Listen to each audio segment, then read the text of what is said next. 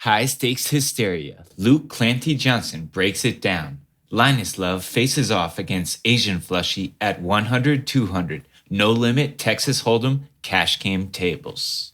Martin Rose, voice of the pros, and I'm here with Luke Johnson, aka Clanty. He's an OG poker pro, and he's the host of Know Your Poker on YouTube, where you can find some amazing technical analysis. How are you today, Luke? Hey, Marty, doing really well. Thanks for the very generous intro, and thanks for having me on today. I really appreciate you coming on. Today, we're going to be looking at some of the heavyweights of No Limit. We're going to see Flushie, asianflushie, and Linus Love facing off. So today, we're going to start off with a hand with Flushie on the button, pretty deep here against Linus. He just goes for the standard open, pretty nice looking hand, the Jack 10 of spades. And Linus, he goes for his 3-bet, where he sizes it down a little bit when the stacks are deeper. Anything that you'd like to share with the audience about this decision by Linus, Luke, to kind of go a little smaller since stacks are deeper? Yeah, so actually it's quite a bit smaller as well. From my understanding, if you're playing 100 blinds, you go quite big. You go like 10.5, which would be $2,100. If you go to around 125, 150 blinds effective, then you go even bigger.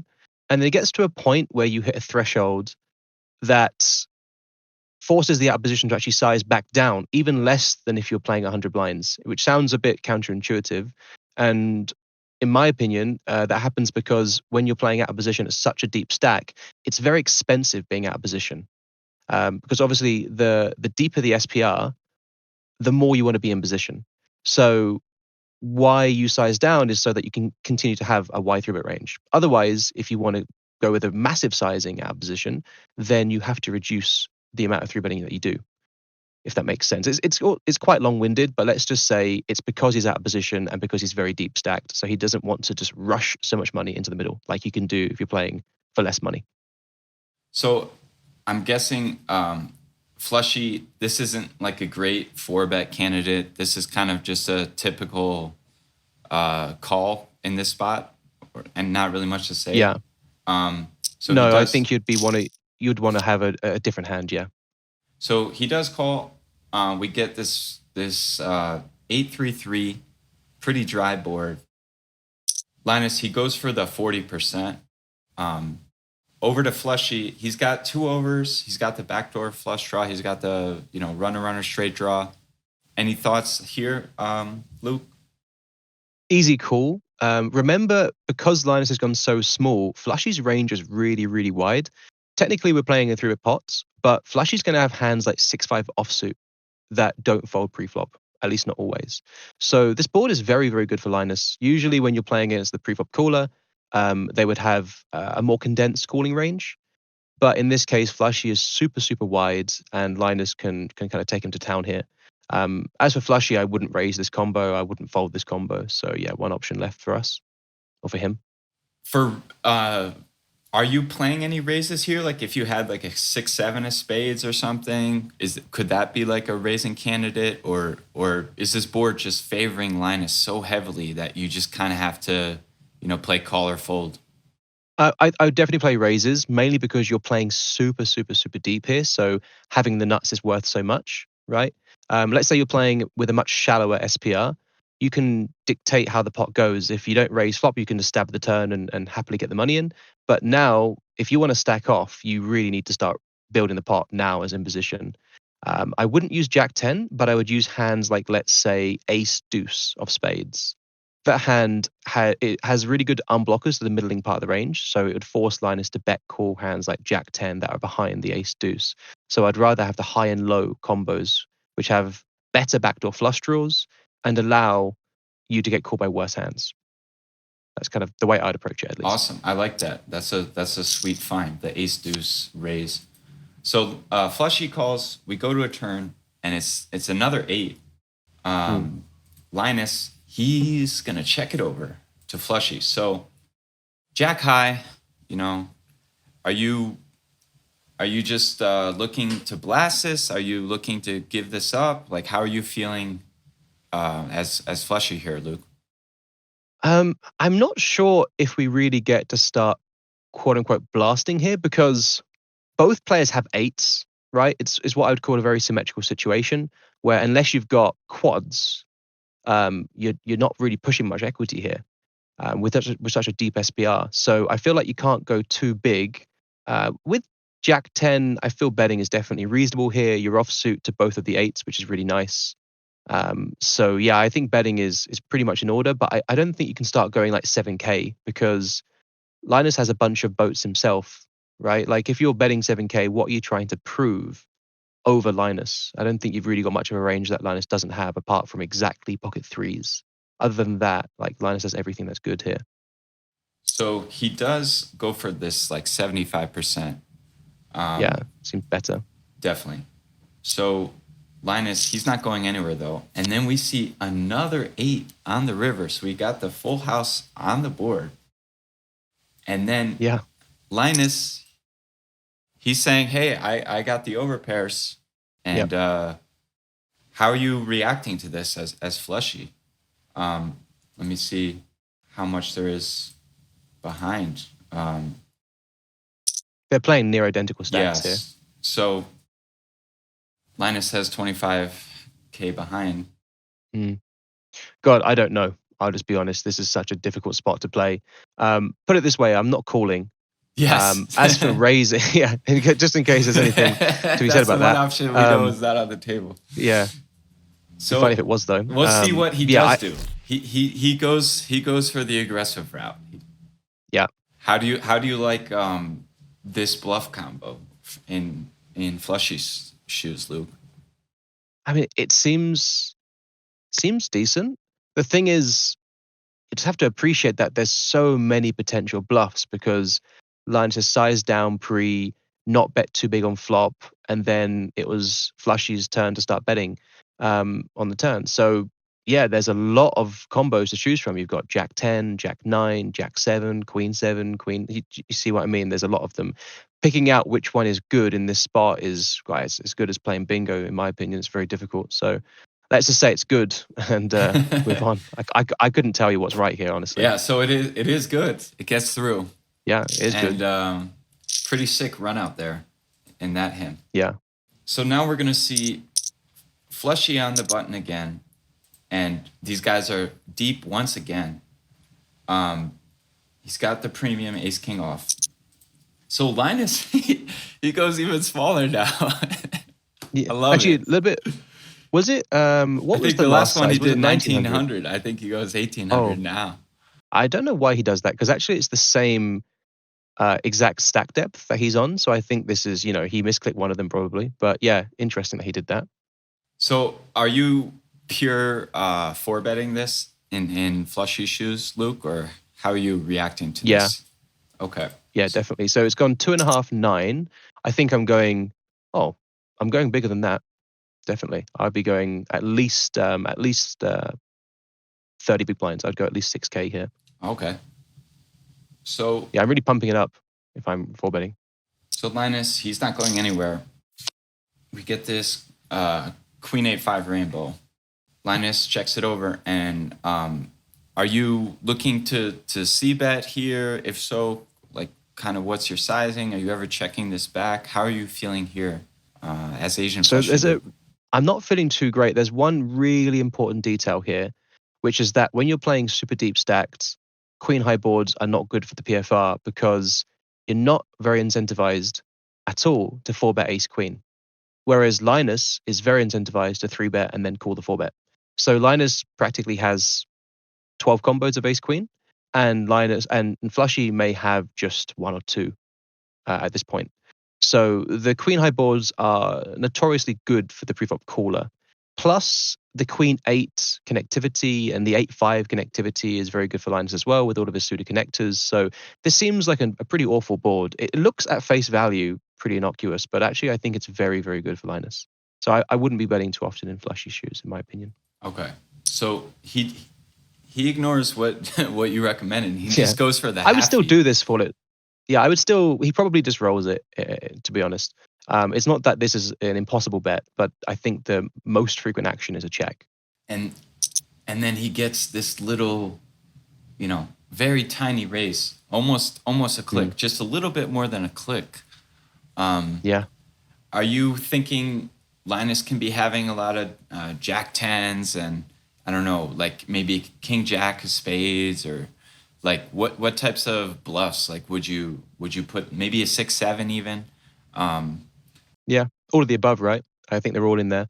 And maybe some hands like occasional ace five as well. I think Flushie's combo is pretty good to call here.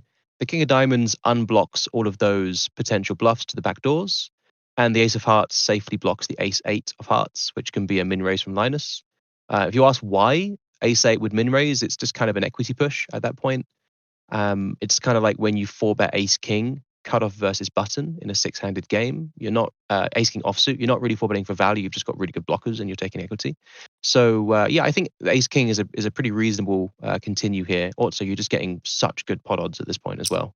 So Flushie does continue, and we see the 6-7 come in, but Linus now he checks it I would always bet as Flushie, or as Flushie. Yeah, I would always bet this hand as Flushie. It seems like you've got really good blockers and unblockers. So you're blocking the king queen, you're blocking the ace queen, you're blocking some ace x of hearts that could get tricky in Linus's shoes, and you're unblocking those clubs and spades, backdoor check raises that check fold the turn. Also, the 4 is not incredible for Linus, because remember that he's only got 4 combos of 6-7 that don't always raise pre-flop and don't always raise the flop. So whilst he is the only player with 6-7, it's not a complete game changer that completes. I think on average, this is not a fantastic turn for Linus.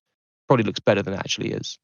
And for Flushie betting, what kind of sizing are you feeling here? Like kind of small, like I don't know, a third, or no need to go larger, or even smaller, 20%. Is Linus sitting on like 27K, 28K, 29K? Yeah, 28. 28. Okay. So it's like 170 in the middle, 140 to go. I think I'd be stabbing about 50 big blinds here, which is about $10,000. Okay. Granted, I wouldn't be playing this game. I'm talking like I would be betting 10,000. No, but yeah, I like this. Look, it's pretty close. He goes for the 80. Yeah, it's close.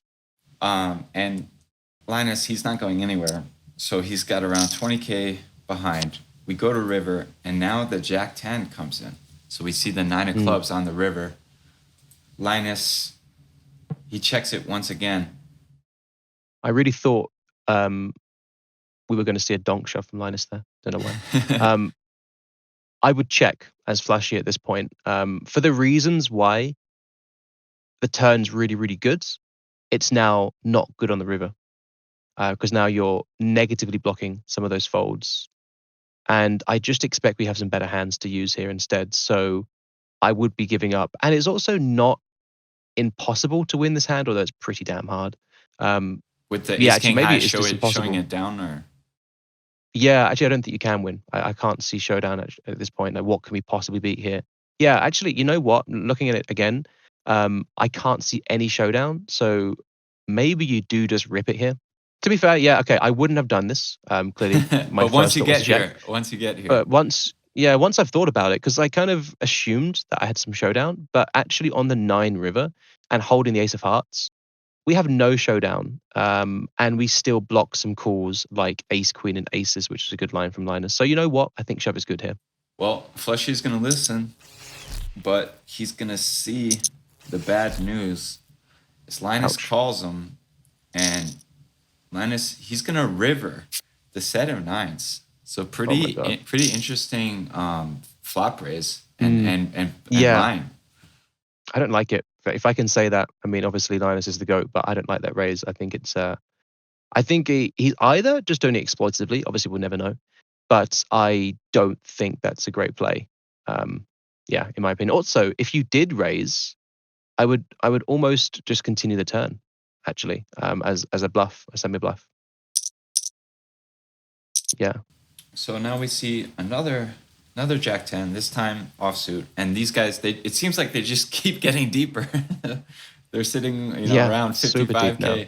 So Linus, he goes with his 1800 three Yeah. bet. So are you mixing this combo, Luke, in terms of calling and four betting this Jack 10 offsuit here, or how do you approach this in flushy shoes? Yeah, I would be using a hand like this with the offsuit nature some of the time. I couldn't tell you how often, I've not really been in this spot before, playing so deep with such a small three bet. But yeah, I think it's reasonable. I don't think it's a very frequent four bet, but seems good. And as I mentioned before, if I'm four betting, I'm going to go huge here. I'm going to go at least 6K because that's what my good hands want to do. So flushy, he does four bet, but he goes like three big blinds less, and Yeah. Linus, he calls again. So pretty good flop. Linus checks it over. Any sizing thoughts here, Luke, for flushy if you're gonna be c betting this? Well, this is like eerily similar to the last hand. Open four bet queen high boards. Still not good for the PFR, right? Because Linus has all of those ace queens that Flushy doesn't have. So it's not exactly the same, granted, because the queen 9-4 is definitely better than the queen 8-5. But yeah, it's still queen high. So I'm still not betting always, and gonna be going like maybe 40% of the pot, 50% of the pot if I bet, something like that. Maybe a third. Kind of up to you. All right. So Let's go half. flushy goes half. Linus calls, and then we see another 9, and then we see Linus. He goes for the lead. Yeah, makes a lot of sense, right? In my opinion. Hard for flushy to have a lot of 9x. Yeah, remember that he's not betting the flop too often as well here. So presumably, if he does have a 9, unless he's got a hand like maybe ace 9 of hearts, I don't think he often bets it for half pot. I think you want to take it in a more passive line. So this is absolutely better for Linus at this point. And in flushy shoes, are you reacting to this ever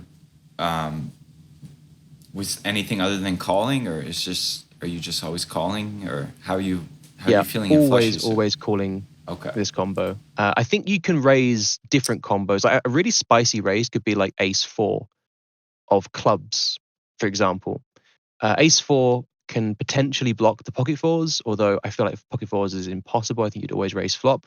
But let's say there is a little bit of a smidge of fours, and then you can block the ace 9, you can block flushy's aces, maybe flushy's ace queen, and you can get a bunch of hands to fold, like all those. I mean, lines could have jack 10, king jack, king 10, 10 8. So I think flushy could raise a hand like ace 4 and then never raise a hand like jack 10. At least that's how I would play. I could be completely wrong, but that's how I would approach the spot.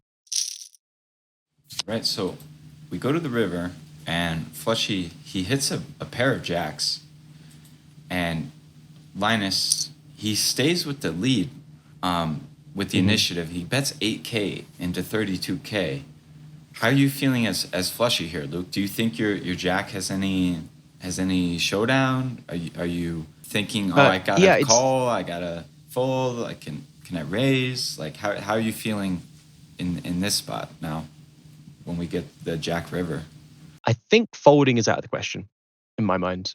You get a really good price, phenomenal price at this point. You get 5 to 1. You've got to be right only 16% of the time.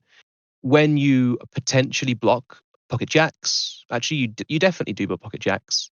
The only sad part about this hand is that your 10 and jack are the wrong colors.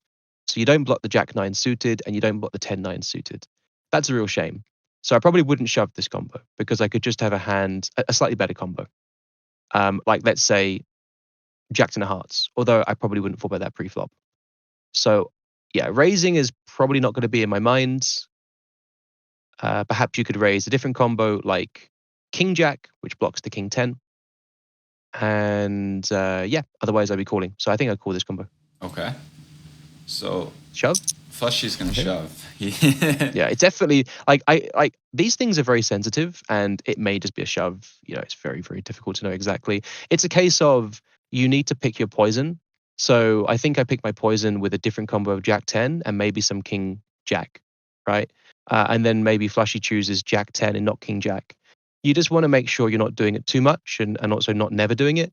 And as for exact combo selection, I don't think it matters too much. I think actually what matters more is getting the amount of combos roughly right. And so long as you're not hemorrhaging your combo choice, then you're doing just fine. I like how when these guys are super deep, it kind of changes the 4-bet dynamics and the ranges. So like you said, like where a hand like Jack 10 of hearts might be a nice hand to have, it's like, well, how often do you have it, right? Like how often are you actually 4-betting it? So it's maybe never. Yeah, it's interesting to think about how just being super deep affects these players. So Linus, he's going to look them up. 100K. Yeah. 100K pot. And he just Ace queen. he picks him up the ace queen. So Yep.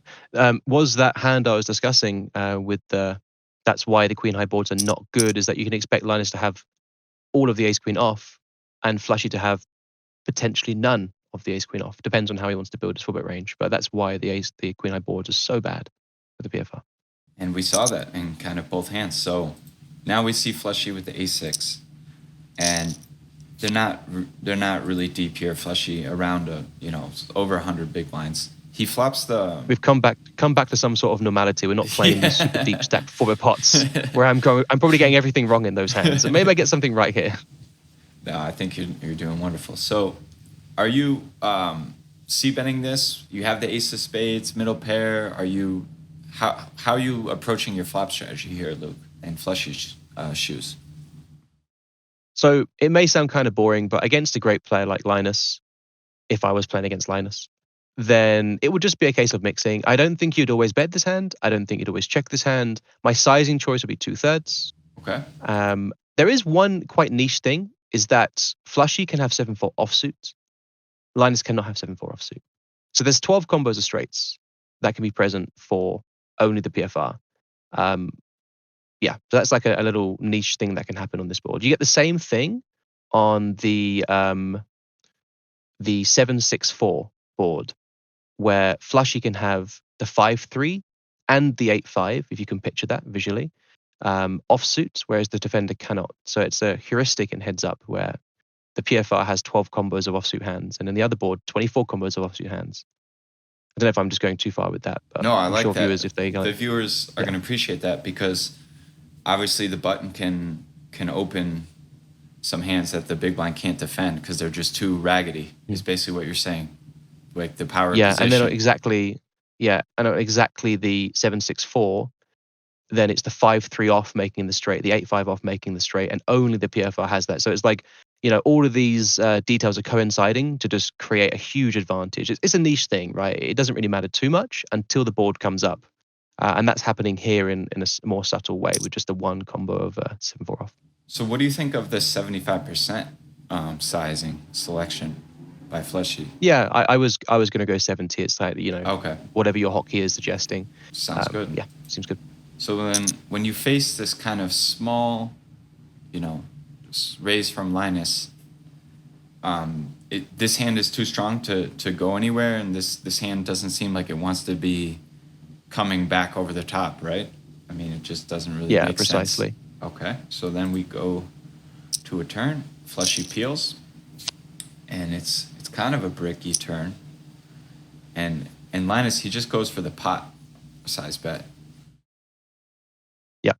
So basically, not much changing here in Flushy's shoes. Like, are you happy to just call again, on this kind of brick turn, or are you wouldn't mixing? say I'm thrilled.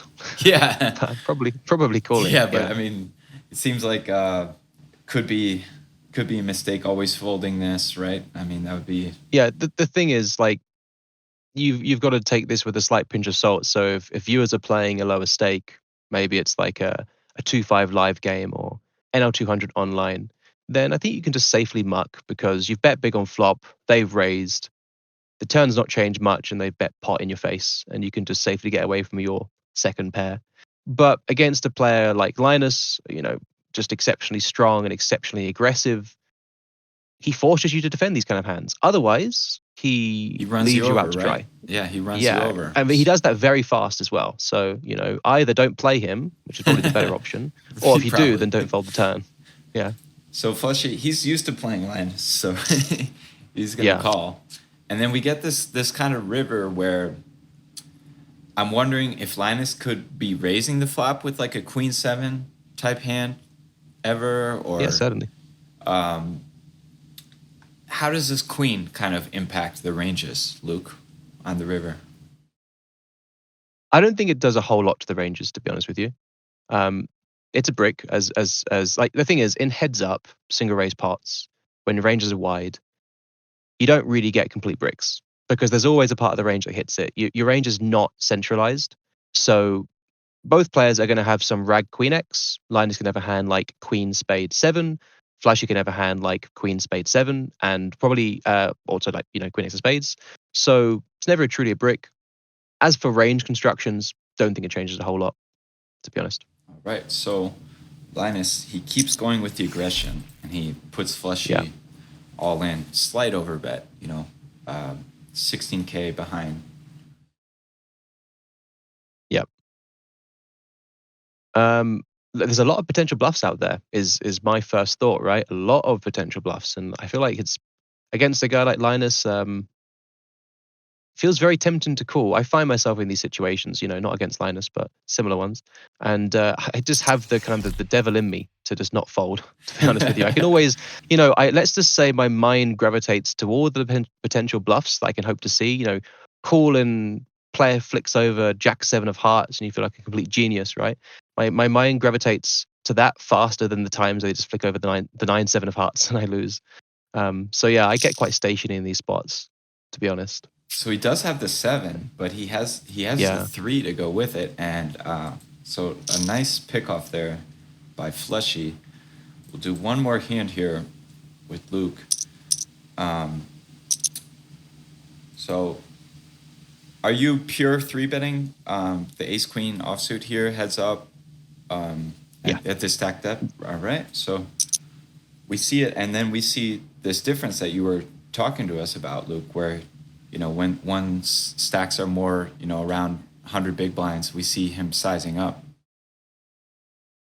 and we see Fleshy going with this pretty small 4-bet. Yeah, this is actually kind of a regular sizing. Linus goes 10.5 blinds, Fleshy goes 24. Yeah, pretty normal, I would say. It's ironic that the 4-bet sizing is larger, despite facing a smaller 3-bet, but that's obviously because of the stacks in the previous hands. So yeah, Linus can either call or shove. You can actually shove this hand some of the time. It's just good enough at 100 blinds or like just a bit more than 100 blinds. Are you making reads or rolling for like when you shove, or is it kind of like when you're in game, Luke? Do you kind of get like these kind of feelings like, oh, this I'm running over this guy, he's getting frustrated, so how do you approach like when you decide to shove a hand like ace queen offsuit here? Yeah, that's a good question. I actually don't do much of that. I think those dynamics happen way more in 6-handed. But when you play heads up, you play a lot of heads up, you kind of just understand that variance exists, and you're going to go on hot streaks and you're going to go on cold streaks. So I honestly think most guys don't put much emphasis into changing pre-flop because I expect both players are just clicking an RNG for almost every decision, and I don't think game flow will change that. I think it will change a lot post-flop. So how often someone will raise the flop or c-bet the flop or do something on the turn. But for pre-flop, it's pretty static, honestly, regardless of history. Awesome. Thank you for that breakdown. So we see Linus call this time, and we get a king high board this time, not a queen high board. Yeah, and this is now a complete flip of script. The queen high board's terrible, and the king high board's fantastic. Even though they look very, very similar. It's actually funny because the other board was queen 8-5, if you remember, rainbow, but similar. And this board on the queen 8-5 is terrible, and the king 8-5, looking quite similar, is now fantastic. That's how nuanced heads up can be. You got to pick up all these small things. So facing this kind of 20% bet from Linus, are you comfortable calling this? Are you ever doing anything different? How are you approaching this as Linus with the ace queen, with the queen of diamonds, Luke? Seems like a very attractive raise, as well as cool. Obviously, folding is out of the question. Well, that's what he does. So yeah. So how do you like this size? Like just kind of a little bit bigger than a click. Do you like this sizing? I mean, no reason to go bigger. Like they're pretty like stacks are pretty shallow. Yeah, and also if you just think about Linus's raising range, it doesn't need a whole lot of protection, right? So therefore, you don't need to just start check shoving. For example, you're not really sitting there and raising any second pairs or third pairs or anything like that. Your value range is very, very, very strong. It can withstand seeing bad turns because of the tiny SPR. So raising massive into a guy like Flushy with like extreme range advantage seems like you're just shooting yourself in the foot. If your raising range was more vulnerable, that would lead to a bigger raise sizing. But in this case, it's not vulnerable at all. It's just like a bunch of pocket fives and king eight of spades and things. And those hands are they're just locking down the board. So Fleshy, he's gonna peel it. We go to a turn, and it's a deuce. How are you approaching this as Linus now? So are you gonna keep firing? Are you gonna check? I think I keep firing and I don't go all in. So whatever Linus's hotkey, maybe he goes 30%, which is going to be like 5 point something K. Okay. He does check. He does check. Obviously, checking's fine as well. But I think if he's going to bet, he doesn't want to shove this kind of combo. I think he'd want to shove just the higher equity combos. So a hand like Ace Four of Diamonds, for example. That makes sense. And then I think there is going to be a range that wants to go less than all in here. Even though the SPR is less than 1, I still don't think you have to shove. I like that as your size though. resizing. So you would say you'd bet around 5K. Yeah, 5K, 6K, whatever his hotkey is. So then when you face this pretty small bet, are you ever check ripping? Are you ever check folding? Are you check calling? Like how are you approaching it now? You raised flop, you gave up the initiative, and then Fleshy stabbing here on the turn. Yeah, I think I would just fold. Okay. Could be wrong, but yeah, my instinct says that I've got better hands to continue here. I know it is a tiny sizing, but I would be folding. Maybe it's to my detriment, not sure. So I asked Prodigy about this hand. He said he would fold as well. But Linus... Oh, good. That makes me feel better. Because it's like, yeah. So Linus calls, he checks the river. Yeah. And Fleshy, he's going to give it up. And Linus... Oh, he does win. Wow. Linus is going to show it down and take it with the ace-queen high. So, Luke, thank you so much for joining me today. This was a lot of fun. I really appreciate you coming on. Definitely check out Know Your Poker on YouTube. Anything you want to tell the audience, Luke, while I got you here? Well, I had a great time today. There were some really, really sick hands. I'm honestly going to have to ask you for the hands after. I'm going to run everything myself later to see how well I did. But that was awesome. That was a lot of fun. Hope viewers enjoyed. Hope my long tangents were not too boring. And yeah, I'd love to come back on the show at some point in the future. And if you guys are interested in myself or Know Your Poker, then feel free to check. Probably there's going to be a link in the description. So yeah, Thanks a lot to Marty for having me on today. Had a lot of fun. Definitely, guys. All right. Cheers, Luke.